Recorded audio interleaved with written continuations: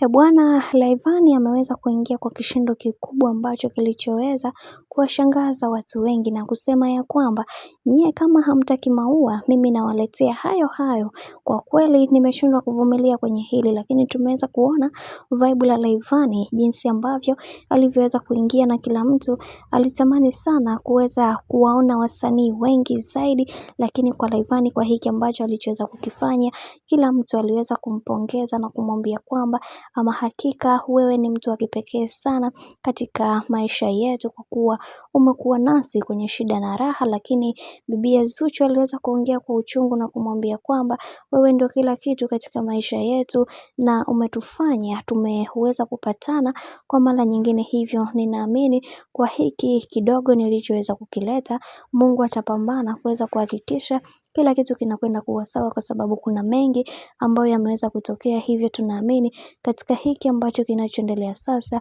Mungu atafungua njia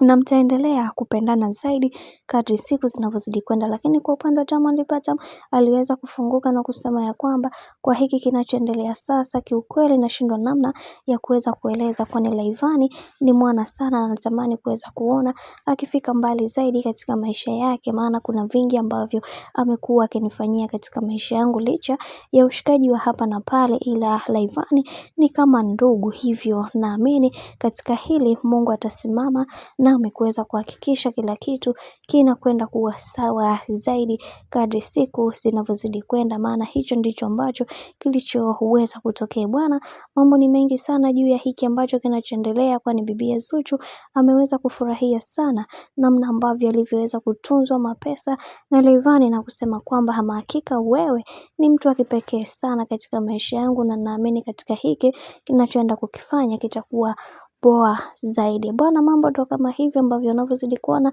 mambo ni mengi halafu muda ni mchache, kama ambavyo unavyoona Rayvanny pamoja na Diamond Platnumz ni watu wenye amani na furaha pia.